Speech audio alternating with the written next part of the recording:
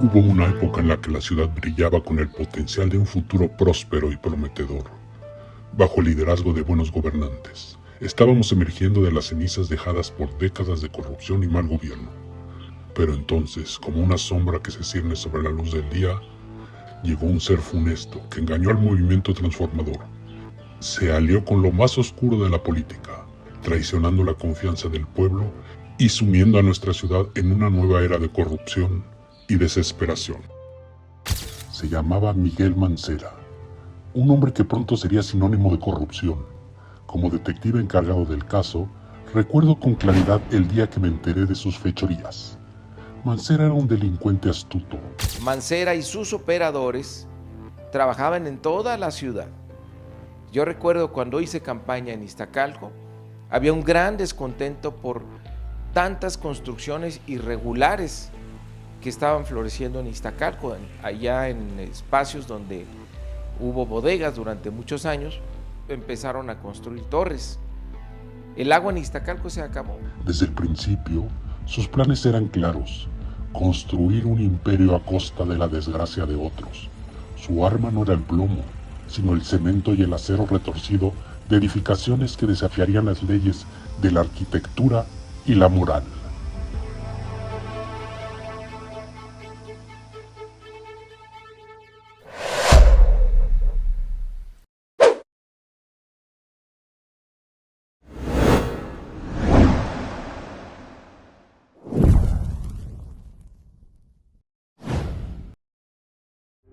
Cuando por fin concluyó el nefasto sexenio de Miguel Ángel Mancera, emergió una oscuridad aún más profunda.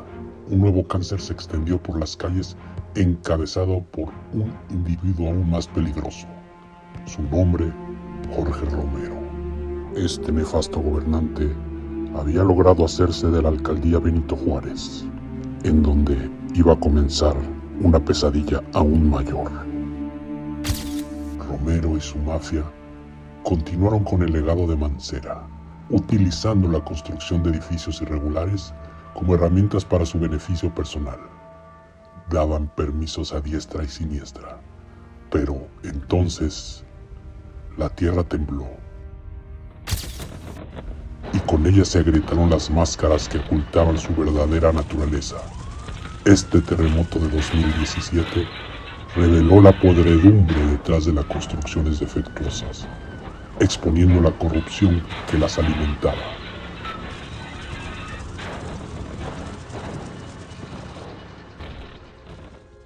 Hubo edificios que se cayeron y que cuando ya llega la autoridad a verificar, pues resulta que tenían pisos de más y murió gente, ¿no? Y hasta ahorita pues no hay quien les responda porque pues no existían esos pisos ante la autoridad. Mi esposa y mi madre trabajaban en un edificio en Zapata 56, departamento 404. Ellas no pudieron evacuar porque se desgajó la parte donde ellas estaban inmediatamente. A ellas las rescatamos sus cuerpos después de 48 horas.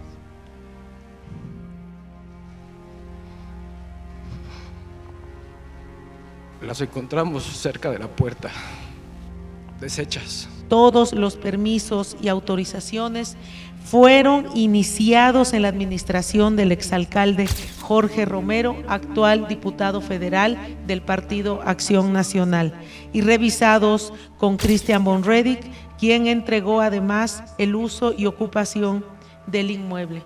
Sí, a todos los que nos están escuchando, la corrupción mata. Fue por el exceso de metraje, ¿no? Y en el peritaje salió pues también materiales de mala calidad. Fueron tan miserables estas personas que en su momento, cuando se etiquetó el presupuesto para la reconstrucción, hubo desvío de recursos, etiquetando no para la reconstrucción, sino etiquetando para algunas alcaldías para hacer uso de ese presupuesto en elecciones. Entonces es ahí cuando se empieza a ver esta triangulación de empresas que desde la alcaldía pues cuadraban todo pues como para primero hacer como que hacían pero no hacían, ¿no? Y después no pudieron justificar en dónde había quedado este dinero que era para temas de la reconstrucción. Entonces, por lo que está girando una orden de aprehensión, la Fiscalía contra el diputado Christian von Roerich, coordinador de los diputados del PAN en la Ciudad de México, es por 3 contratos simulados, 2 de 109 millones de pesos y otro de 73 millones de pesos para empresas fachadas que no realizaron las obras de demolición. Yo reto aquí a Santiago Taboada, al alcalde de Benito Juárez, pues él tiene los archivos. Ayer salieron a decir todos que esto era una persecución política. Si se meten con una, se van a meter con todos. Déjense venir, que aquí los estamos esperando. Aquí tocas a uno y tocas a todos. Mi querido Santiago Taboada, no estás solo. Estamos juntos en esto hoy. Pues tan sencillo como que el alcalde Taboada exhiba los documentos que muestran que no son contratos fachada, que sí se hicieron las demoliciones y se acabó el problema. Queremos respuestas concretas. ¿Por qué hay empresas fantasmas ligadas a estos personajes?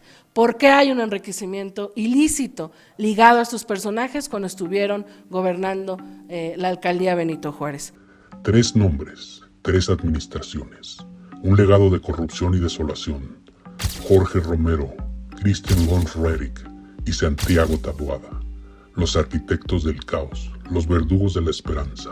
Pues derivado de denuncias de muchos vecinos, se empezó a ver que ellos, traficando influencias, apoyándose del aparato del poder, en este caso muy marcado en la alcaldía Benito Juárez, otorgaban permisos de construcción, ¿no? Dejaban que avanzaran construcciones sin necesariamente tuvieran el uso de suelo adecuado para hacer grandes construcciones de departamentos.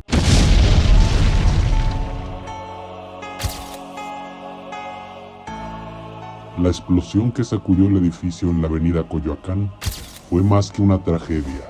Continuó revelando la impactante corrupción arraigada en los cimientos de nuestra sociedad. Pero esta vez la tragedia reveló algo nuevo.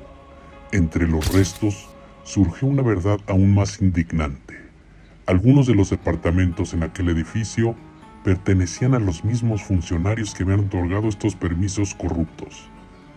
Uno de ellos era René Nicias Aridgis, quien había ocupado el cargo de director de obras en la alcaldía Benito Juárez durante una década. Este siniestro personaje eximía a las constructoras de cumplir con requisitos de calidad de obras a cambio de recibir departamentos.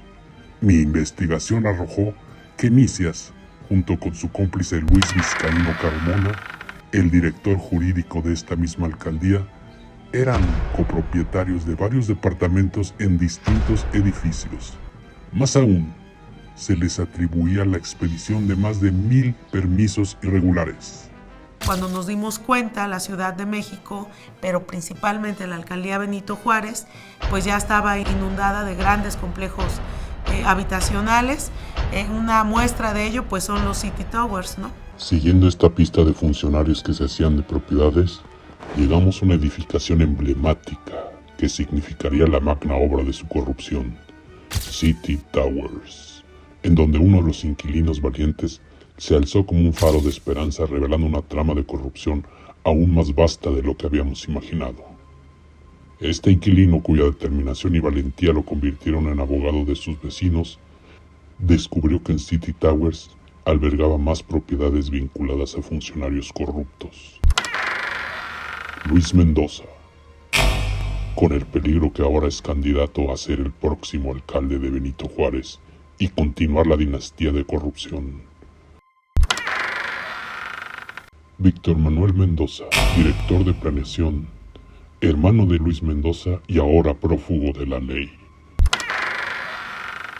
Diputado migrante, perteneciente al PAN, que es beneficiario con un departamento, al igual que Federico Chávez, también diputado del PAN.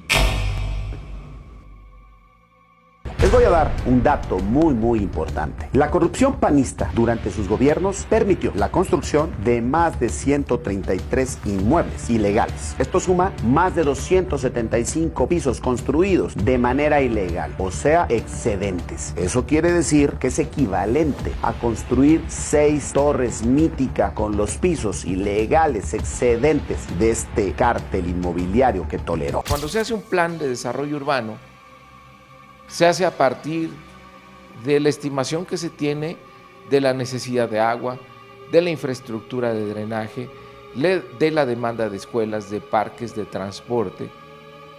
Pero cuando se altera de manera ilegal el número de pisos y hay una presión adicional de viviendas, de población en ciertos sectores, evidentemente empiezan a faltar los servicios públicos. Estos pisos ilegales, construidos y tolerados por los panistas, se estima que consuman más de 2 millones de litros de agua al mes, es decir, 24 millones de litros de agua al año. Con esta agua se podría dotar de este servicio a 2 millones de personas al mes. O sea, los 24 millones de litros de agua al año que equivalen a dejar sin agua a varias alcaldías por varias semanas. Somos una generación de cambio. Aunque se resista Morena, les vamos a ganar, porque las tragedias de agua y la privatización es con las pipas que vendes a los vecinos de Iztapalapa. Y por otro lado, uno de los empresarios que participó en la corrupción de City Towers, tal vez impulsado por la culpa o por el miedo a la justicia, decidió romper el silencio y confesar toda la verdad.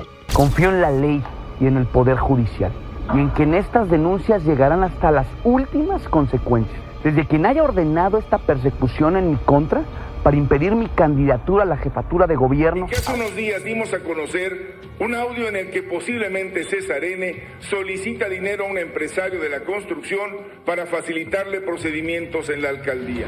Ahora van a presentar en video a este empresario leyendo un guión que la misma fiscalía le redactó buscando acusar. El teatro que pretenden armar es tan grande como su desvergüenza, porque incluso la difusión de este video es un delito. Continuamente le pedían diversas cantidades, esto a cambio de evitar inspecciones, verificaciones en los inmuebles que estaba desarrollando. La gente empezó a identificarlos como un cártel porque todos tienen el mismo modus operandi, ¿no? Operan como cártel, son como una mafia de la mazmorra italiana, ¿no? En donde familiares, amigos y gente muy cercana es la que opera así como cártel inmobiliario. También es de mencionarse que estamos en proceso de cumplimentar otras órdenes de aprehensión en contra de Emilio N., exdirector de Desarrollo Urbano en esa demarcación, y Víctor N., actual director general de Planeación y Desarrollo y Participación Ciudadana, con quien posiblemente se reportaban César N. y Elvia N., quienes también cuentan con un mandamiento judicial.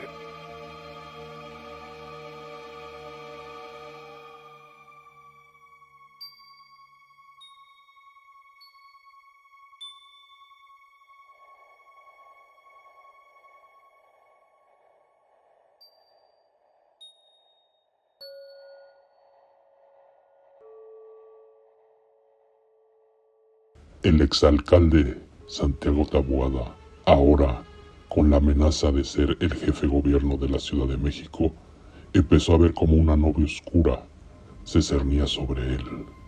Cada día le era más difícil defender a sus colaboradores, pero ¿cómo estaba implicado él?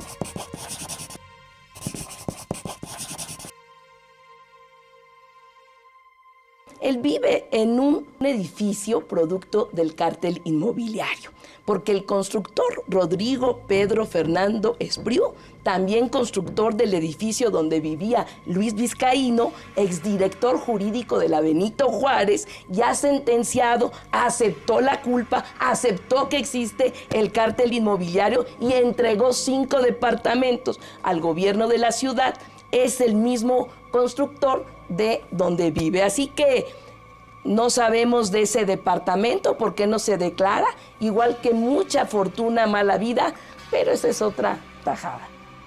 Es frustrante ver cómo Santiago Taboada, a pesar de los múltiples cargos en su contra, sigue escapando de la justicia. ¿Por qué no ha sido arrestado o al menos llevado a juicio? La respuesta es simple y desgarradora. El árbitro y la hermandad del Poder Judicial están de su lado. Recientemente, una audiencia que tenía programada para febrero de este año fue aplazada hasta agosto, otorgándole a Taboada un camino libre para postularse como candidato a jefe de gobierno. Con el fuero que este cargo otorga, la impunidad estaría asegurada y los crímenes de Taboada quedarían impunes.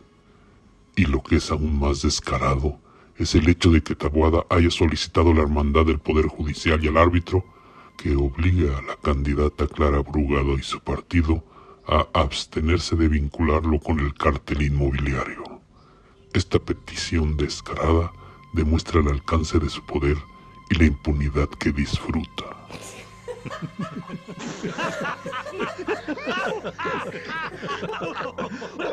Ahora resulta en una resolución absurda, ridícula, y que se va a quedar ahí como un ejemplo de un intento de regresión en materia de libertad de expresión y de materia de libertades de nuestra democracia, la sanción que pretende el INE de que no les digamos a este grupo criminal, y es grupo criminal porque hay 8 en la cárcel y hay 4 prófugos, que no les digamos cártel inmobiliario, porque pobrecitos los estamos ofendiendo, cuando hay todas las pruebas de que funcionan como una organización delictiva.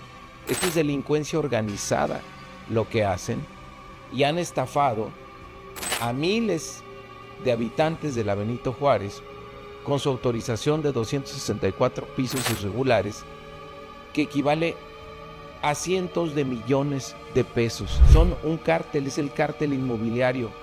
Me voy a anticipar a todo lo que vas a decir. Es momento de hablar del verdadero cártel inmobiliario.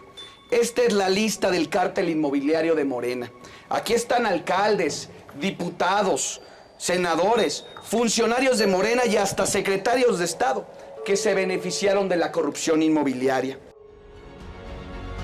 La única manera de vencer a estos criminales es de forma conjunta. Necesitamos a todo mundo que participe para poderlos vencer. Este 2 de junio es el día. No podemos faltar. Tu voto es indispensable.